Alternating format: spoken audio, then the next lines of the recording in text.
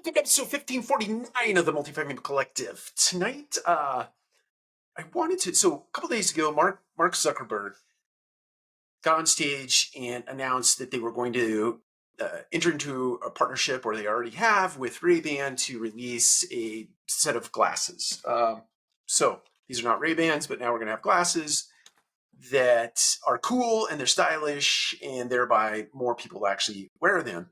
And this is certainly a competitor to Apple's product or even the Oculus. Well, it's a different thing, but nevertheless, here's where I'm going with this. So the glasses will give you context as it relates to what you're looking at or where you're at in the world. So if you're standing in front of a building, let's say you're standing in front of an apartment building, you could say, tell me about this apartment building.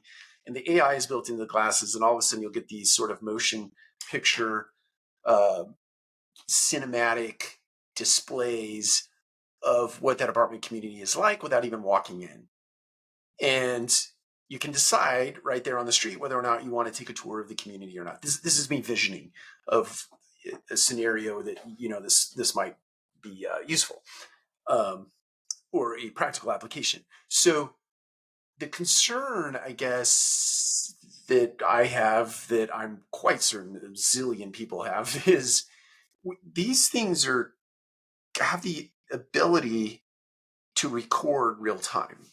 I imagine they do. So you're walking down the street and you want to record everything that's in front of you or around you. And even if you don't want to do it, the glasses are automatically doing that because it's using that information to create context for you.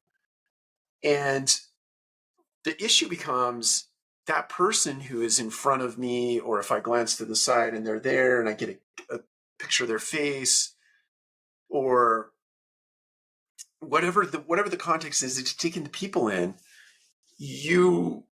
Or here's another issue. I remember several years ago we were trying to go out and do video, capture video for a campaign that we were doing.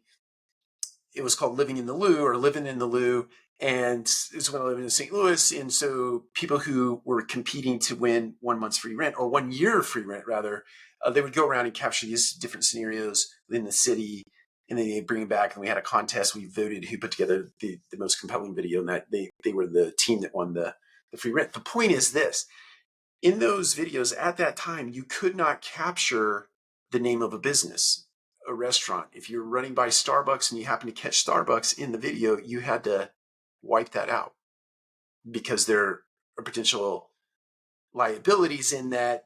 Starbucks may not want you representing their brand in the way that you did when you captured the video, or they may not want you to profit off of that in any way. In other words, you win a year's free rent. Starbucks didn't get anything for that, but you use their brand to sort of compel your chances. And I'm imagining that today with Meta and RayBan, I'm curious how that piece of this equation gets solved, because if I happen to capture somebody in my RayBans that doesn't want to be captured on video, they don't have anything to do with being captured on the internet in any way, shape, or form, could I be held liable for that? If I get a brand in my glasses for context and I otherwise use that, and at some of the later date, I use that piece of video or information to compel myself for this or that or the other, whatever, it's just an interesting scenario that comes up. So I'm just curious. I'm just putting it out there into the world. If you have thoughts about it, I'd love to hear them. Take care. We'll talk to you again soon.